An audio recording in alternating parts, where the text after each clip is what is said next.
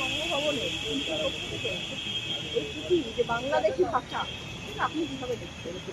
চরম ভাবে বাংলা ভাষা যারা কথা বলে তাদেরকে অপমান করা হচ্ছে। পৃথিবীর ইতিহাস দেখলে দেখা যাবে বাংলাদেশি ভাষা বলে কিছু ভাষা নেই। এরা বকলমে বাংলা ভাষাকে এরা অপমান করছে। সংবিধানের এর শিডিউলে যে 22টি স্বীকৃত ভাষা আছে তার মধ্যে বাংলা ভাষা একটা অন্যতম ভাষা। সারা পৃথিবীতে 10টা ভাষায় সব থেকে বেশি যারা কথা বলে সেখানে এই র্যাঙ্ক আছে, অর্থাৎ 270 মিলিয়ন মানুষ এই বাংলা ভাষায় কথা বলে। কিন্তু দুর্ভাগ্য আমাদের 270 বিলিয়ন মানুষ এই ভাষায় কথা বলে। আর এটাকেই আবার আমাদের দেশের জাতীয় সঙ্গীত বাংলা ভাষায় রচিত। মানে বকলমেরা শুধু বাংলা ভাষাকে অপমান করছে না, আমাদের জাতীয় সঙ্গীতকেও অপমান করছে।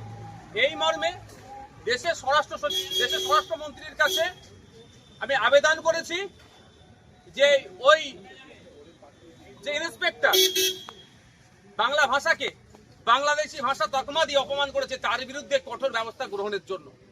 কারণ দিল্লি পুলিশ সরাসরি দেশের স্বরাষ্ট্র দপ্তরের দ্বারা পরিচালিত হয়।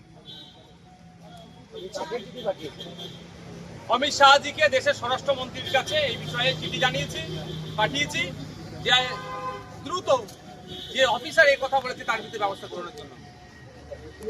আমরা দেখলাম সেদিন দুর্গাপুরে এরকম গরু বাজারে মাধ্যম করা হলো,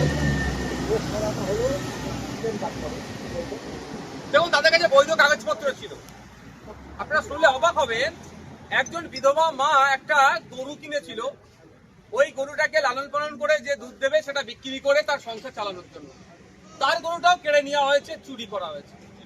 দুটো বলদ ছিল চাষবাসের জন্য, তাদেরকেও মারধর করে কেড়ে নেওয়া হয়েছে। সব গরু এখনো ফেরত পায়নি।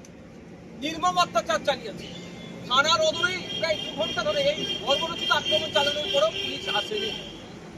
পরবর্তীতে অভিযোগের ভিত্তিতে মূল যে অভিযুক্ত তাকে এখন পর্যন্ত গ্রেফতার করেনি। আমি গিয়েছি দুর্গাপুরে, গিয়ে বার্তা দিয়ে এসেছি যেটা সামাজিক অবনতি, সামাজিক ব্যাধিকে সমাজের সমস্ত স্তরের মানুষকে নিয়ে প্রতিহত করতে হবে। এটা ধর্মীয় উন্মাদনা যারা ছড়ানোর চেষ্টা করছে আমরা সেটা ছড়াতে দেব না, ঠিক কথা। সাথে সাথে এটাও বলে এসেছি 7 দিনের মধ্যে যদি মূল হোতা সহ বাকি যারা আছে যদি গ্রেফতার না করে আমরা গণতান্ত্রিক প্রক্রিয়ায় বৃহত্তর আন্দোলন গড়ে তুলব সমাজের সমস্ত স্তরের মানুষকে নিয়ে। সাথে সাথে আজকে এটা আমি আপনাদের বলে দিই, পরিবারের সাথেও আমি কথা বলেছি, যদি ঠিকঠাক এর প্রোগ্রেস না হয় তাহলে আক্রান্ত